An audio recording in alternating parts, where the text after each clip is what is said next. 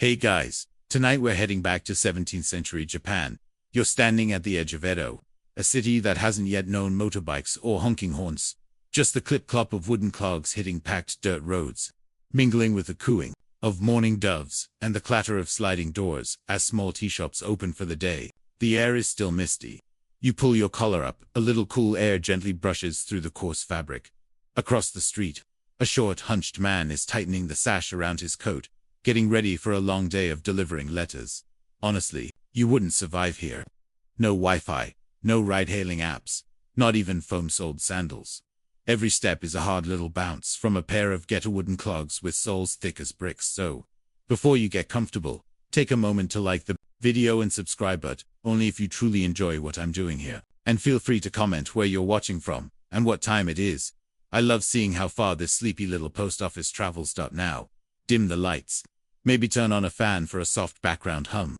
And let's ease into tonight's journey. Together, you walk slowly behind the postman.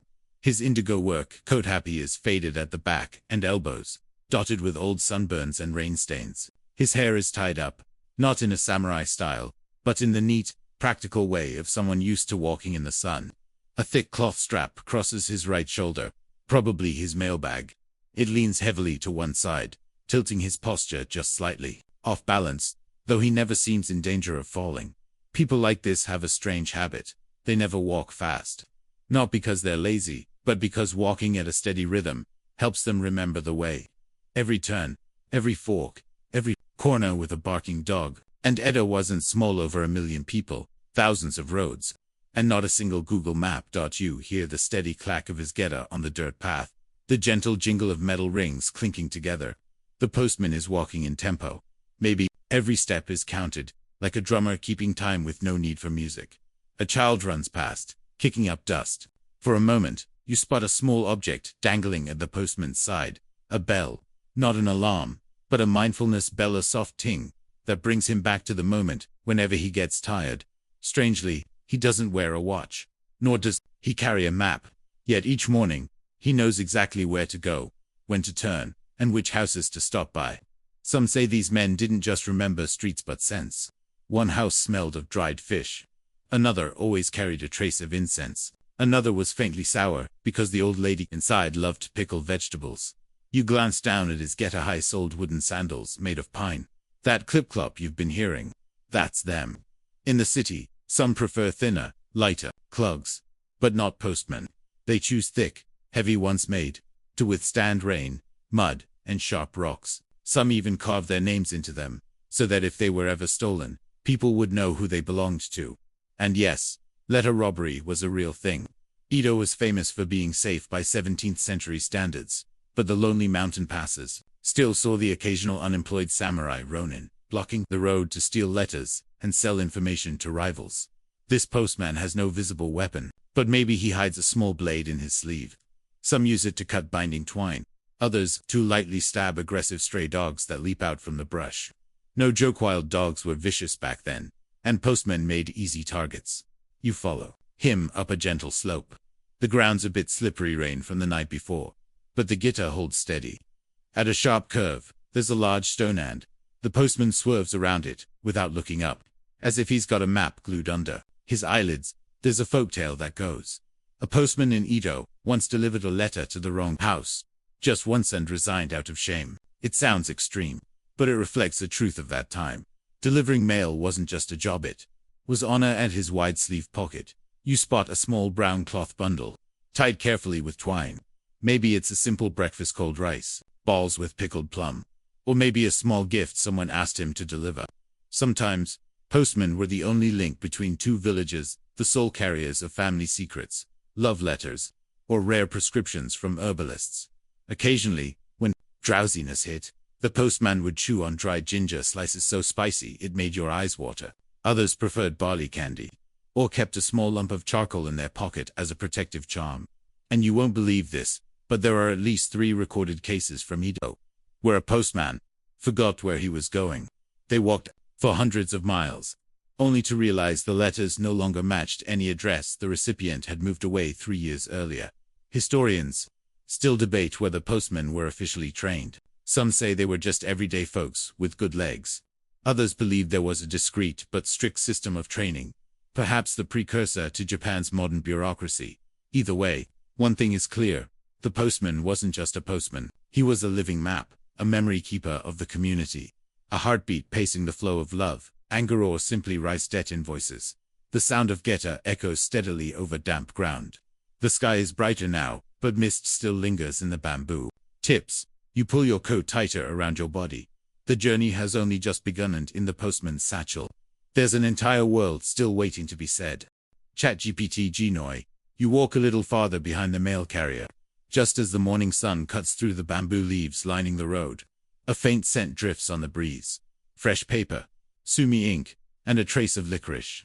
It's not coming from the trees or soil around you, but from the cloth pouch at his hip, the mailbag. It's not large. Not like the sacks you might picture when you hear mailman. It's small, almost modest, no wider than 2 hands, and only as long as a notebook. But what's inside it weighs more than you'd expect. Not in mass, in meaning. Each letter is rolled up, tied with silk string or soft hemp, and packed in a precise order.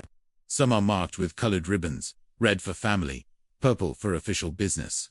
The thicker ones tend to be land contracts or legal disputes. The lightest, most fragrant rolls, love letters. Each letter is sealed with wax, red, orange, sometimes a pale gold if the sender had some wealth.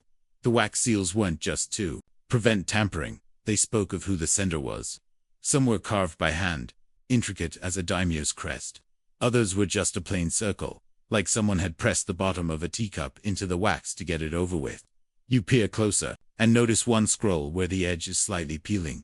The wax cracked, revealing a sliver of the paper inside, not from tampering, maybe perhaps from the heat. Or maybe it was opened once, then resealed. You've heard that in the Edo period, delivering mail wasn't just about carrying it. It was also about knowing when to open it. Not to read it, but to make sure the contents WEREN, single quotes T. Dangerous. There were clear laws, no political commentary, no slander of officials, and definitely no dreams about the emperor. But laws are one thing. Writers were clever. Instead of writing, "I'm unhappy with the new taxes," they might say, "The mustard greens in our garden were flattened by a storm this year." Their leaves puffed up like the sleeves of the tax collector's robe, wide and empty. Some mailmen quietly read ahead, not out of curiosity, but to check whether carrying that letter might get them arrested. To do that, they learned a strange skill: forging handwriting. Yes, you heard that right. Mail carriers were trained to imitate the recipient's handwriting. Why? Because if the recipient wasn't home, they had to sign for them. No ID checks. No OTP codes. If the signature matched, no one questioned it. Some legendary carriers could replicate ink strokes that looked freshly written. They practiced by writing the names of everyone on their route, like schoolchildren, repeating spelling lists. There's even a story of one mailman helping two illiterate sisters exchange letters for years by writing for both of them in matching hands. You cross a small wooden bridge. Below, the stream murmurs softly. In the mail carrier's hand now is a letter tied with deep red string, a color reserved for urgent mail. Urgent letters didn't need to be pretty or perfumed, just fast. In Edo times, an urgent message could travel from Kyoto to Edo in 3 days, nearly 500 kilometers. This wasn't due to one person running the whole way, but a smart relay system. Every 10 to 15 miles, the letter was handed off to a fresh runner. Each only covered their stretch. The mail traveled faster than any single human could. You might think, but if they only ran one segment, how do they all know the route? That's the best part. Each scroll often came with a hand-drawn map, crude, sketched in charcoal or ink, detailing exactly which turn to take, which house had a yellow cat, which bamboo grove meant to stop was near. Not everyone used maps, though some, like the man you're following, carried nothing but memory. A kind of biological GPS of Edo, guided by landmarks, smells, and sounds. There's even a tale of a blind mailman who delivered with pinpoint accuracy, relying solely on rooftop echoes, stove smoke, and step counts. Historians still debate whether those map inserts were drawn by the sender or the courier. Some believe it was like you texting, "Take Nugent, try Fang, don't turn on else Tai Ti, traffic's a nightmare." A good mailman never asked for directions. Not because they didn't need to, but because they weren't allowed. Asking meant exposing information, risking a leak. Some even trained themselves to lie about their destination. saying I'm off to eat rice cakes with a friend, while secretly delivering a royal message. You can see it in this man's walk. Careful, silent, like every step is a stamp on the earth that must never fall out of place. The letter in his pouch might say something as simple as "come home soon, mother's worried." Or it might be a command to erase a family line. But the mailman doesn't ask, doesn't wonder, doesn't pause. The sound of wooden giddy steadily on the path. You look down at your own feet. No sandals, no letters, no responsibility. Yet for a moment, you feel like you're carrying something too, something fragile, important, meant for someone else's hands. And you keep walking, guided by the rhythm of his steps, even if you don't yet know where they lead. You follow the sound of the wooden sandals a little further, when suddenly, the courier turns onto a narrow dirt path blanketed in fallen pine needles. The ground beneath your feet is as soft as pastry, dough slightly slippery so that each step makes a quiet squelching sound, like walking on a warm piece of mochi. The winding trail curves around a low hill, leading to a cluster of gently curved tiled roofs, the postal station. It's not bustling, not noisy like you imagined. Just a few people, all dressed in dark howry, each carrying the same kind of mail pouch. They don't speak much. Instead, they scrub their sandals clean, mend fraying straps, check the ink on their wax seals. No one seems to be in a rush, but not a single minute is wasted. You're invited into a small wooden room beside the station, where there's a low table and a tray of tea. The roasted scent of the brew is faint, like a memory of autumn, mixed with the smell of damp paper and a touch of cold ash from the hearth. The courier places his pouch on the table and carefully spreads out the scrolls in a curious pattern. Short, long, blank. It's a code, a deliberate arrangement for identifying routes. These scrolls aren't just messages, they're living maps. Each size corresponds to a location, each ribbon color to a level of priority. And even the knotting technique hints at the climate of the place the letter came from. Tight knots for humid areas, loose knots for dry. You can't help but smile when you notice one letter sealed with a slice of dried persimmon. Not for style. It's a folk trick. Dried persimmons absorb moisture and smell pleasant. Every time the letter is opened, a sweet scent wafts out. Like fruit candy from someone's glove compartment. Charming, but a little suspicious. In the corner, an old courier is carefully writing with a brush. When you step closer, you realize he's not writing a letter. He's practicing code in the form of haiku. That's right. In the 17th century, haiku poetry was sometimes used to conceal secret messages. A 575 verse about cherry blossoms might contain the time, location, and signal for a clandestine meeting. One ancient example: moon on the still porch beneath the sweet plum's old roots. One arrives empty too most. That's just a quiet scene. But for those who know how to read it, moon means night. Plum roots mark the drop spot. And empty hands signal a friendly party. Historians still debate whether haiku were genuinely used for espionage, or if that's just romantic folklore. Either way, you have to admit, if James Bond spoke in 17-syllable poems, instead of driving an Aston Martin, spy films might actually help people sleep. You sit in the corner, watching a young courier pull a small cloth from his sleeve, unfolding it to reveal a miniature sewing kit. Not for mending clothes, for sewing letters. Some letters weren't sealed with glue, but stitched shut with red thread. Each stitch was a vow that the contents hadn't been opened. A skilled courier could resew a letter so perfectly that no one would know it had been checked. The straighter the thread, the more trustworthy the letter. One letter that had just arrived from the northern mountains bore a fingerprint instead of a wax seal. Curious, you ask why? The answer: in areas too poor to afford wax or a carved stamp, people dipped their finger in ink and pressed it on the paper. An upside-down print meant urgent. Tilted to the left meant await. Further news: you're beginning to understand. This mail system is anything but simple. It's an ecosystem of secrets, skills, and even artistry. Each courier is like a small sorcerer, carrying strange incantations in their sleeves. A small wooden tray sits in the middle of the room, holding something you didn't expect: a whetstone. It turns out couriers often had to protect themselves. In remote areas, they could be ambushed or trapped for the letters they carried. Their most common weapon was a small blade hidden in their sleeve, or, sometimes, a brush, its tip carefully sharpened. One story tells of a courier who blocked a robber's blade using a tightly rolled scroll. The layered paper absorbed enough of the force to save his hand. After escaping, he simply sat down, pulled out his brush, and rewrote the damaged contents. That letter still made it to its destination, blood-stained corner and all. You're not sure whether that story is true, but when you look into the eyes of everyone in this room, calm, focused, unwavering, you think, if anyone could do it, it would be them. The sun begins to shift. Slanted rays filter through the wooden slats, like golden ribbons, stretched across the room. The courier you've been following steps out with a new bag, heavier, fuller. You rise and follow. The sound of guitar returns, steady, like the heartbeat of something old. You don't need to ask, where are we going? In this world, that question matters less than, who are we going for? You leave the mail station with a new courier, just as the sun dips below the horizon. The light dims, but it's not yet dark, as if the sky itself is taking a short break before turning off the lights completely. The last cicadas cry hurriedly in the bamboo thickets, and the breeze carries the faint scent of smoke from somewhere, light as a sigh. You realize the next journey isn't through mountains or fields, it's through a town. This little neighborhood isn't as bustling as Edo, nor is it a remote village. It's something in between, a half-rural, half-urban town, where people still leave their sandals outside, but already hang signs saying express delivery accepted. The alleys are paved with rough stones, just wide enough for one person to walk, and just narrow enough that no one wants to bump into each other. You and the courier cross a narrow lane, just as lanterns are being lit. Each house has its own soft golden lights, glowing dimly like the memory of a childhood dinner. You spot an elderly man sticking something to his front door. On closer look, you realize it's a mail receipt signboard.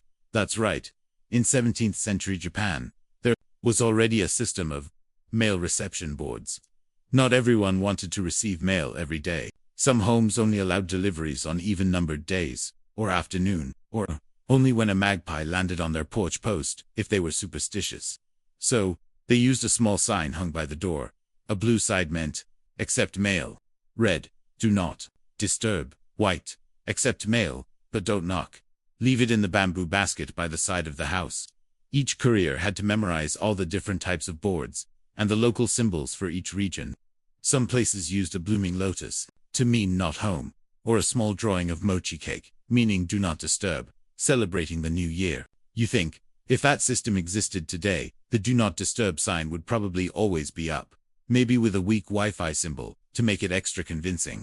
Passing a small shop, the courier stops.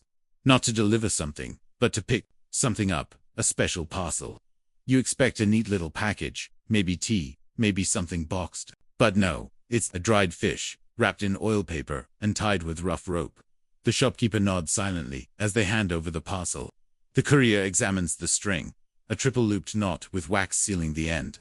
This isn't just wrapping, it's a seal. In the Edo period, dried fish, medicine, tea leaves even, kittens, could be shipped as living parcels. This was especially common in coastal or mountainous regions, where essential goods needed to be sent without a known traveler.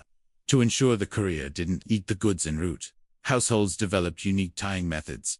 Each family had its own knot style. A professional courier had to learn over 70 traditional knot types, from simple figure eights to complex ones like the dragon's coiled tail, usually reserved for deliveries to high-ranking samurai. Historians still debate whether these knots were just packaging techniques or actual forms of encoded communication. Some scholars believe certain accent knots signaled instructions like open alone or danger, do not read aloud. You think, if you lived in a world without Face ID or two-step verification, then yes, knots could very well be a form of high-tech. The courier slips the dried fish into his bag, careful not to let the wax string touch the paper scrolls. The scent of fish lingers. But it isn't unpleasant, likely because it had been placed over charcoal the night before, infused with cinnamon ash and dried orange peel. 17th century Japan, you realize, found poetry even in how it grilled things. As you continue, you notice the courier's bag holds more than just letters. There's a small notebook wrapped in soft washi paper, its cover printed with a volcano, a travel journal. Not mandatory, but many couriers kept records of their routes, stops, and odd events throughout the day. You sneak a peek at a page. Noon of the 18th, paused under the elm tree by Gozen's house. Good tea. Black cat watched me until the end of the alley. Note, bring fish cakes next time. You chuckle. Like a miniature travel blog, each stop recorded alongside thoughts and habits. Some of these journals still exist today, preserved in local archives or worshipped as heirlooms. Not for any grand content, but because they are living proof that one person, silently, once connected an entire country by foot. You rest on the steps of a small temple as the courier steps inside. The letter is placed in a slit in the courtyard stone. The head monk will collect it after chanting. They never speak when receiving mail, as if the exchange itself is a meditative ritual. And then you see something unexpected. From behind the temple wall, a boy runs out, holding something wrapped in sky blue silk. He hands it to the courier. A reply. It's not just outgoing mail that matters. Replies, even a few handwritten words, a keepsake, a pressed flower, must be carried back with equal respect. Because in that world, replying to a letter wasn't just politeness, it was a spiritual responsibility. Night has fallen. A light breeze stirs the air, scattering a few stray leaflets. The courier moves forward once more. You follow, feeling as if you're reading a living book, each step a page, each memory a parcel in human form. And even though you haven't sent anything, you find yourself waiting for a reply. You walk in the dark, but you don't feel lost. Night in 17th century Japan isn't pitch black. It's like morning tea, steam, hazy and soft. Enough to see the path, not enough to see far. The courier doesn't carry a lantern. Instead, they use something called a moon ink lamp, a small wooden tube fitted with a frosted lens that filters moonlight into a pale beam, just enough to light the way. Not everyone can use it. To most, it's useless.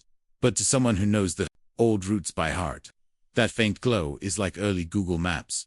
You see the courier stop by a small wooden bridge crossing a canal. Their hand slips into a sleeve, not to pull out a letter, but a dark velvet pouch, drawn slowly like a sacred object.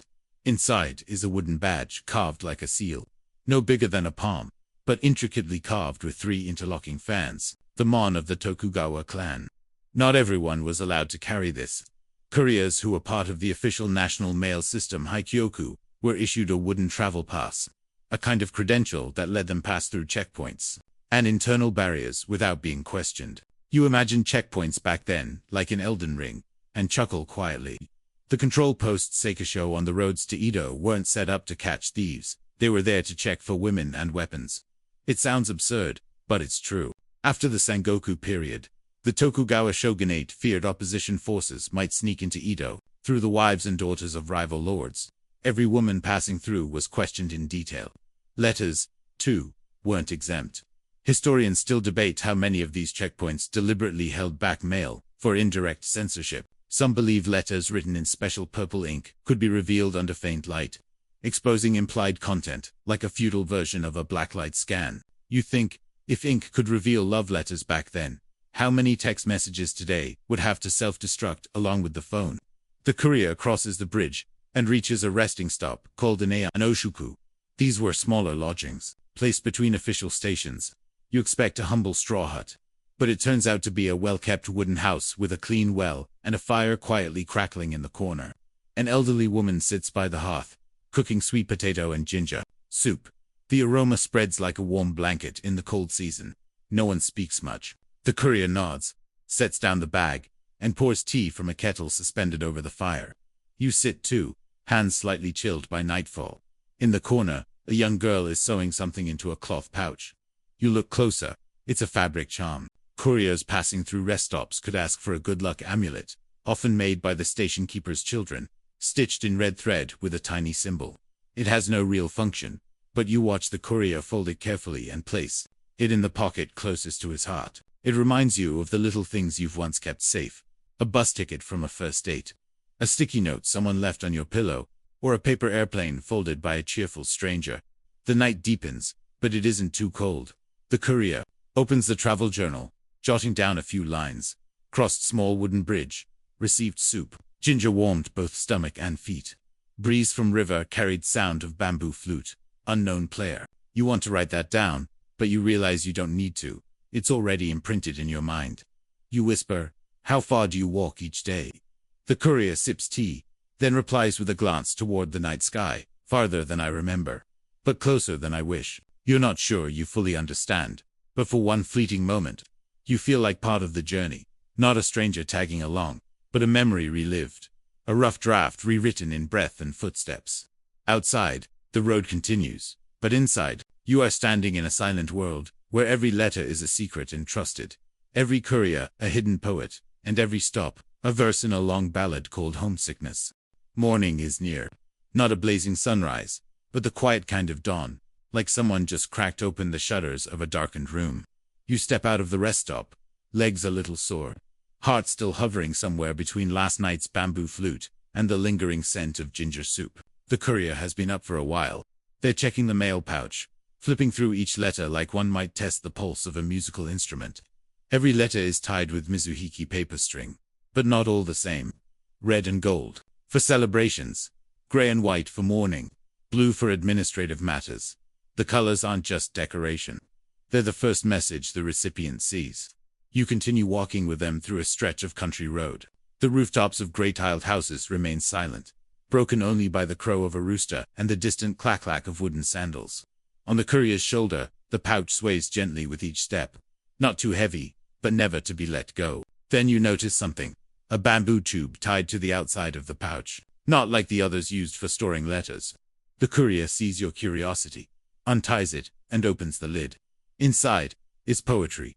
Not everyone writes letters in plain words. Some regular clients, often poets, painters, or monks, send messages only in waka or haiku. Sometimes it's a way to send secret messages. Sometimes it's simply because they believe the world sounds less painful when spoken in rhythm. One verse, written in ink fine as silk, reads, Asterisk, mist over plum. Branches no path in the long journey, is someone still waiting? You shiver, not from cold, but because the poem seems to have no recipient. It feels as if the writer only asked the courier to carry their heartache. Letters don't always need someone to read them. There's a strange but real tradition, sending letters to temples with no reader in mind. It's called Kaiobuncho, letters for the dead, or for the living you dare not confront. They're left in stone boxes at temples, and burned at year's end. Like erasing a diary page you can't keep but can't quite throw away. You ask, have you ever delivered a letter where no one was waiting? The courier nods, without looking at you. Many times, but the letter must still arrive. That's the promise. The promise. You see a parcel tied carefully with coarse twine, large and bulky, but seemingly light. The courier explains.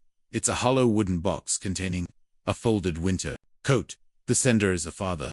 Each year he sends the coat to the son, who ran away from home 3 years ago. He doesn't know if the boy is still alive, but every year, he sends it, with a note, if you receive this, wear it. If not, may someone else who needs it keep it. Historians still debate whether these letters to no one ever reach anyone. Some believe that couriers may have intentionally dropped them, in places where someone might find them, under the eaves of inns, or on shared tea tables. A way of scattering hope, however fragile. In a world with no phones and no Wi-Fi, you'd think maybe you, too, have left behind something like that. An email never sent. A message typed, then deleted. A glance you never dared to give. Scattered. Messages with no recipient, like autumn leaves across a life. Now the road opens into a clearing, where villagers are gathering. They're raising a tall pole in the center, hanging strips of flowing white paper. It's Tanabata, the star festival, when two lovers, Hikaboshi and Oriheim, are said to meet on the Milky Way bridge. Children laugh. Adults fold wishes and tie them to bamboo branches. The courier, too, folds a small piece of paper and writes, may even the unread letters be understood by someone. You don't say anything. You just stand there, in the cheerful crowd, feeling the quietest you've ever felt, as if listening to your own heartbeat. An old man approaches. No small talk, no questions. He reaches into his sleeve and takes out an object, a paper fan, painted with Mount Fuji. He hands it to the courier, nodding like they've known each other for lifetimes. The courier accepts it, tapping the back of the fan gently, a silent thank you. You ask, what's that? The courier replies, a promise of meeting. It turns out, some meetings aren't scheduled by date or time, but by tokens. When someone isn't sure they'll live to see another again, they leave behind a symbol, a paper fan, a handkerchief, a shirt button, entrusted to the courier. If the other person remembers, they send back a matching item with a sign of agreement. A meeting system without clocks. Only memory. You think, if we lived that way today, maybe you'd hold tighter to the train ticket, the old photo, or that tiny slip of paper with a number scribbled in pencil. The sun is up now. Not blinding, but bright enough to see the courier has already risen. Their eyes gaze far ahead, but their hand still clutches the pouch close to their chest. As if in every ray of light, Every stretch of road, something unsaid is waiting to be delivered. And you whisper, if someone out there is still waiting, then please, don't let them wait too long. The midday sun presses down like a heavy blanket across your shoulders. No car horns, no air conditioning, only the relentless cry of cicadas, as if the entire forest were boiling under the light. You've passed countless villages, countless rest stops, and yet the road still stretches ahead, like a thread with no beginning and no end. The courier shows no sign of fatigue. They keep walking, not fast, not slow, like a breathing clock. But you notice, sweat has soaked through their back, and one edge of their wooden sandal is chipped. There are no postal trucks in the 17th century. Legs are the vehicle, the map, the Google Translate of terrain. You stop beneath the shade of a willow. The courier pulls something from their pouch, round palm-sized, with a leather strap, a wooden compass, hand-carved, using natural magnetism. It doesn't just point north, it's marked with the names of key rest stops, written in fading brushstrokes of classical Chinese. Aren't you afraid of getting lost? You ask. The courier smiles faintly. I don't walk to arrive. I walk to remember the way. You shiver slightly, not from cold, but because that line feels like it belongs printed on a modern hoodie. By the roadside, a small forest post comes into view. Not an official checkpoint, just a bamboo hut with a sign. Protect the forest, no fires. An elderly samurai is sitting there, sharpening a calligraphy brush. No sword, no air of authority. Before him lie stacks of old letters, a dried inkstone, and a cat sleeping peacefully. The courier bows deeply. You follow suit. It turns out he's a letter examiner, not a government official, but a retired volunteer. Some people who once worked for the courier system would spend their retirement at these checkpoints, inspecting letters, forgeries. You're surprised. Fake letters. You ask, the courier replies. Some pretend to be family, old friends. They write to scam for money or sympathy. Just like today's email scams. You almost laugh. So phishing existed even before the internet. The old man inspects each letter with a magnifying glass. Some he rejects with a shake of the head. Others he approves, stamping them with a red seal, slow and meticulous. But in his eyes, there's no coldness, only the quiet sorrow of someone who once believed all letters were sincere. Again, historians still debate, was the Edo-era letter inspection system truly effective, or merely symbolic? Some believe skilled couriers hid the real letters inside lunchboxes, while the ones inspected were decoys. You'd think, that wasn't just a method, that was an art. Every letter written and sent was a kind of performance. And the courier, the lead actor, who always knew when to stay silent. Before you leave, the old man hands back a letter. It's marked rejected, but he doesn't destroy it. Instead, he says, hang it on the maple tree on the northern hill. The wind will read it in their place. That line chokes you, not just for its beauty, but because you wonder how many of your own letters might be out there somewhere, waiting for the wind. As you continue walking, the courier draws something from their sleeve, something you hadn't seen before. A roll of parchment, etched with names and birth dates of familiar senders. It's called a trust journal, where the courier records handwriting styles, habits, phrases, even favorite sayings. It helps avoid mistakes, and sometimes helps them write letters on others' behalf. You're surprised. Writing for them? Isn't that forgery? The courier shakes their head. Real letter. Borrowed voice. Some can't write. Some are too afraid. I just put down the things they couldn't hold a pen to say. You feel a sting behind your eyes. In a world without emojis, without voice, notes, without photos attached, the courier is the only person who knows both sender and receiver, but belongs to neither. You remember a letter you never sent, because you didn't dare, because you didn't have the words. And now you wonder, if someone like this courier existed, would they have helped you deliver it? Before you can ask, a soft horn sounds in the distance. A wedding procession is approaching. No cars, no gowns. Just a woman leading the group, carrying a wooden chest. Not for dowries, but for letters. In that era of Japan, some brides received a bundle of letters from their parents as part of their trousseau. Letters of advice. How to choose good tea. How to make sweets. How to tell when your husband is lying. No one but the daughter would read them. They were kept secret, sometimes even buried with her, if she died young. An elderly woman in the procession spots the courier and smiles. He delivered my wedding letters back in the day. You look over. The courier just smiles softly, saying nothing. And suddenly you understand. Some people don't keep anything for themselves, but everyone keeps a piece of them, because everyone has, at some point, received a letter, whether in words, in a glance, or in silence.